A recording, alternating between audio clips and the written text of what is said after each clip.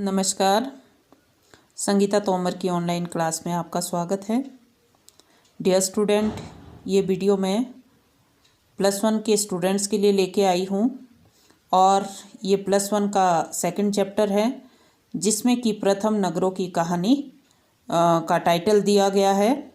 तो dear student, यहाँ पर हम बात करेंगे कि विश्व में वो ऐसा कौन सा देश था या कौन सी जगह थी जहाँ पर सबसे पहले नगरों का विकास हुआ।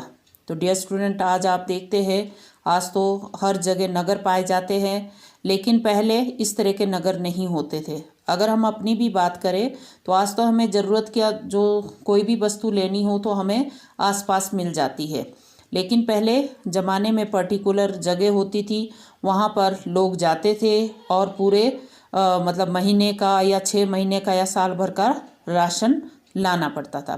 तो यहाँ पर इस चैप्टर में हम बात करेंगे कि विश्व में ऐसी कौन सी जगह थी जहाँ पर सर्वप्रथम नगरों का निर्माण किया गया। तो डियर स्टूडेंट, पहले तो आपको पता होना चाहिए कि नगर होते क्या है, कि मतलब आपको साधारण शब्दों में नगर की एक परिभाषा आनी चाहिए। नगर होते हैं जिसके अधीन एक विशाल क्षेत्र हो, जहाँ काफ़ी जनसंख्या हो, जहाँ के लोग पक्के मकानों में रहते हो, जहाँ की सड़कें पक्की हो, जहाँ यातायात के संचार के साधन विकसित हो, जहाँ लोगों को प्रत्येक प्रकार की सुविधाएं प्राप्त हो।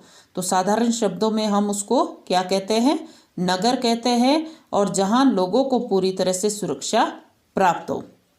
तो विश्व में जो नगरों का जो सबसे पहले विकास हुआ है वो हुआ है मेसोपोटामिया में, और यहाँ पर जो नगरों का निर्माण वो लगभग 3000 ईस्वी पूर्व में, मतलब जिस समय कांस्य युग था उस समय शुरू हुआ, और वहाँ पर 3 तरह के नगर पाए जाते थे। मतलब कि प्रथम ऐसे नगर होते थे जिनको कि धार्मिक नगर कहा जाता। धार्मिक नगर होते थे, एक छोटा सा उदाहरण देती हूँ। जिस तरह से हमारे भी यहाँ पर बहुत सारे जो मंदिर है और मंदिर के आसपास के जो वहाँ पर दुकानें वगैरह और जो नगर स्थापित हो गए एक तरह से, उसको हम धार्मिक नगर कहते हैं। दूसरे व्यापारिक नगर, जहाँ पर आप अपने सामान को बेचने और किसी सामान को लाने के लिए जाते हैं, वो आपका व्यापारिक नगर कहलाता है। तो इसी तरह मेसोपोटामिया में भी दूसरा जो था वो व्यापारिक नगर था, और उसके आसपास पहले आपको पता जल परिवहन होता था, तो उसके आसपास बंदरगाहें भी स्थापित होती थी। और तीसरा नगर था शाही नगर। जिस तरह से आज भी हमारे जहाँ पर प्रधानमंत्री जी रहते हैं या मुख्यमंत्री जी रहते हैं, तो उसके पास आसपास भी क्या होते हैं, नगर होते हैं। तो उसी तरह से पहले जब राजशाही थी, राजतंत्र था, तो उस समय जहाँ पर राजा का निवास होता था या उसका परिवार रहता था या उसके अधिकारी रहते थे, ऐसे जगहों को कौन सा नगर कहा जाता था, शाही नगर।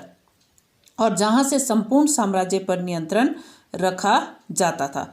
तो इन नगरों का अपने आप में एक विशेष महत्व था।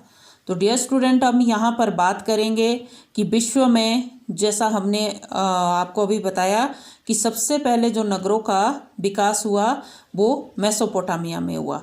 तो ऐसे कौन कौन से कारण थे कि मेसोपोटामिया को में जो है वो विश्व में सबसे पहले नगरों का विकास हुआ।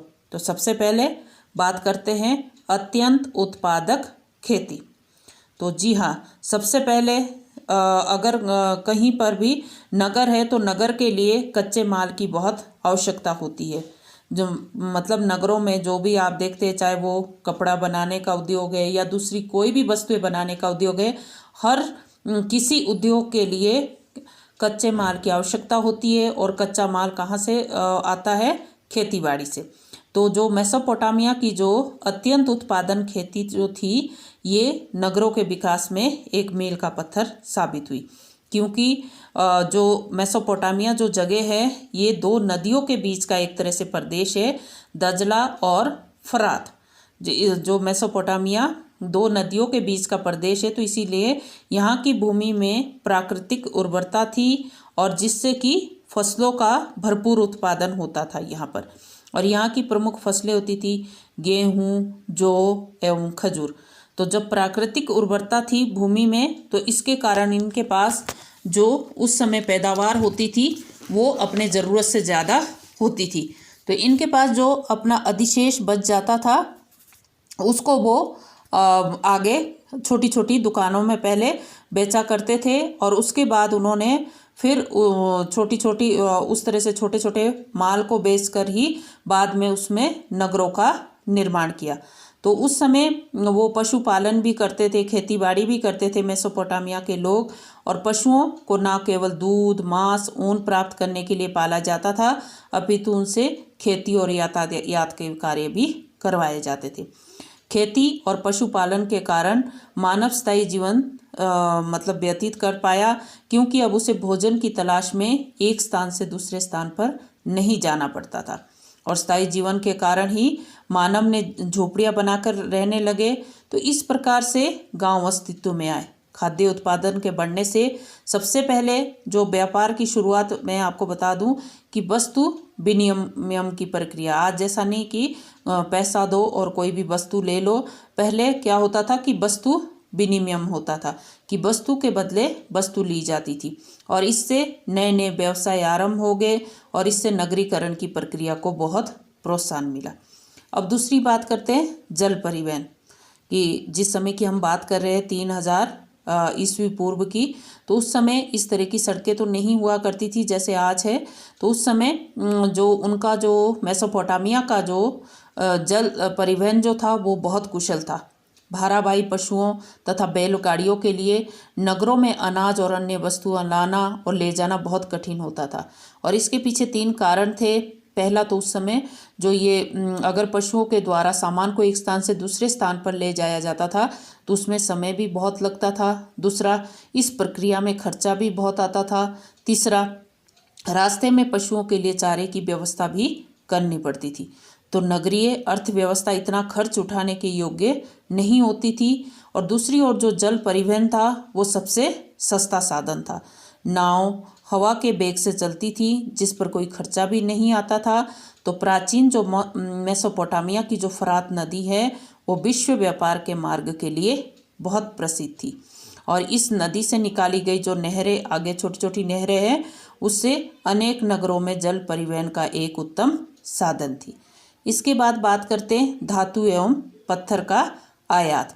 तो किसी भी नगर को बनने के लिए धातुओं की और पत्थर की आवश्यकता होती है। औजार, क्योंकि धातुओं से औजार बनाए जाते हैं और औजारों से पत्थर को तराशा जाता है, और उस समय जो इसका जो प्रयोग जो था वो वस्तुएं बनाने, उन्हें खाने और संभालने के लिए किया जाता था। और नगरों की जो स्त्रियां थी वो विभिन्न प्रकार के आभूषण पहनने की भी शौकीन होती थी।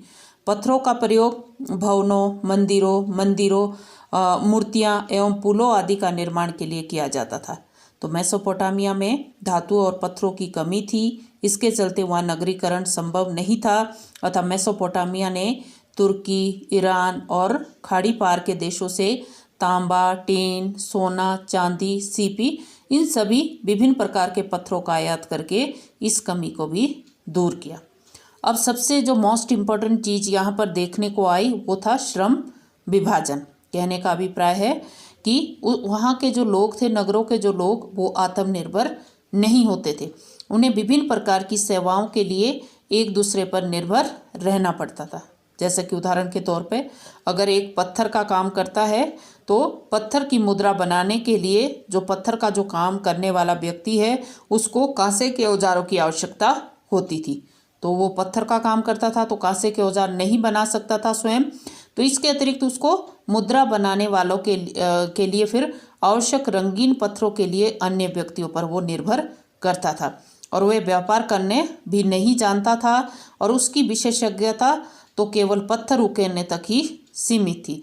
तो इस प्रकार नगर के लोग अन्य लोगों पर उनकी सेवाओं के लिए और अथवा उनके द्वारा उत्पन्न की गई वस्तुओं पर निर्भर करते थे। तो जो ये कुल मिलाकर अगर देखा जाए तो जो श्रम विभाजन था वो शहरी जीवन का एक मुख्य आधार माना जाता है, क्योंकि अगर एक ही व्यक्ति सारे काम करेगा तो उससे ज़्यादा विकास नहीं हो पाता है। तो जो अलग अलग व्यक्ति के पास जो अलग अलग कार्य के लिए जाना पड़ता था तो उस तरह से काम भी जल्दी हो जाता था। और सबसे इम्पोर्टेंट चीज़ है मुद्राओं का प्रयोग, कि मेसोपोटामिया से खुदाई के दौरान बहुत सारी मुद्राएं मिली हैं, और जो मुद्राएं होती थी इनका आकार बेलनाकार और ये बीच से आर पार छिदी होती थी और इसमें एक तिल्ली लगाई जाती थी। इसे फिर गीली मिट्टी के ऊपर घुमाकर चित्र बनाए जाते थे और उन्हें अत्यंत कुशल कारीगर द्वारा बनाया जाता था और इन मुद्राओं पर कभी कभी इसके स्वामी का नाम या उसके देवता का नाम या उसका रैंक आदि का भी वर्णन किया जाता था। और मुद्राओं का प्रयोग व्यापारिक और सामान को एक स्थान से दूसरे स्थान पर सुरक्षित भेजने के लिए किया जाता था। व्यापारी अपने सामान को एक गठरी में बांधकर और ऊपर से गांठ लगा देते थे और इस गांठ पर, जैसे आज हम भी जब भी किसी पैकेट को, जो कोई सरकारी दस्तावेज होता है, तो जब हम उसको भेजते हैं तो उसके ऊपर एक स्टैंप या लाख के सहायता से एक अपना जो पर्टिकुलर हमारे पास स्टैंप है उसको लगाते हैं। तो उसी तरह से वो भी व्यापारी जो होते थे उस समय, वो भी क्या करते थे, अपने सामान को गठरी में बांध लेते थे और जो गठरी थी उसके ऊपर गांठ लगा देते थे। फिर जो उनकी अपनी मुद्रा होती थी उसका ठप्पा लगा देते थे। तो इस प्रकार से उस मुद्रा से क्या होता था कि उस सामान की जो मतलब एक तरह से सर्टिफाइड हो जाता था कि अगर ये मुद्रा टूटी हुई पाई जाती थी तो रास्ते में सामान के साथ कोई छेड़खानी की गई, अन्यथा भेजा गया सामान जो है वो सुरक्षित है। तो इस तरह मुद्राओं के प्रयोग ने भी नगरीकरण में एक बहुत बड़ी भूमिका निभाई। और लास्ट का जो हमारा सबसे इम्पोर्टेंट जो पॉइंट है कि जो मेसोपोटामिया के जो राजा हुए उनकी जो सैन्य शक्ति थी वो बहुत ही एक तरह से सुदृढ़ थी, एक तरह से बहुत ही कुशल थी। तो उस समय राजाओं ने की जो सैन्य शक्ति थी उन्होंने क्या किया कि प्रत्येक जो नगर में रहने वाले लोग थे उनके लिए श्रम को क्या बना दिया, अनिवार्य बना दिया। तो मेसोपोटामिया के समाज में राजा की को जो है सर्वोच्च स्थान प्राप्त था और उसे अनेक अधिकार प्राप्त थे और ये देवताओं के नाम पर शासन करता था। उसका जो कार्य होता था नगर के प्रमुख देवता की सेवा करना, नगर की सुरक्षा करना। नगर की सुरक्षा के लिए राजाओं ने अपनी सैन्य शक्ति में भी वृद्धि की। दूसरा, उसने जो नगर देवता थे उनकी सेवा करने के लिए मंदिरों का निर्माण करने और श्रम को एक तरह से अनिवार्य कर दिया। और ऐसा इसलिए किया गया क्योंकि उस समय मंदिरों के निर्माण में बहुत से व्यक्ति को अनेक वर्ष लग जाते थे। तो इसीलिए उन्होंने क्या किया कि जैसे यहाँ एक थोड़ा सा उदाहरण दिया हुआ है कि उस समय अगर एक मंदिर का निर्माण है उसमें 1500 व्यक्तियों ने 5 वर्षों तक प्रतिदिन 10 घंटे काम किया और कोई भी व्यक्ति, चाहे वो युद्धबंदी का हो या फिर स्थानीय लोग हैं, वो श्रम से इनकार नहीं कर सकता था। तो श्रम करने वाले प्रत्येक व्यक्ति को उसके काम के बदले अनाज दिया जाता था और इस श्रम के चलते हुए अनेक मंदिरों का निर्माण हुआ, महलों का और भवनों का निर्माण किया गया और जिसने कि नगरीकरण की प्रक्रिया को एक नवीन दिशा थी। तो डियर स्टूडेंट, ये तो थे विश्व में जहाँ पर सबसे पहले नगरों की स्थापना हुई और उसके बारे में आज हमने पढ़ा और ऐसे कौन कौन से कारण थे जिसने कि मेसोपोटामिया में नगरों के उत्थान में अपना योगदान दिया। इसी के साथ जय हिंद, जय भारत।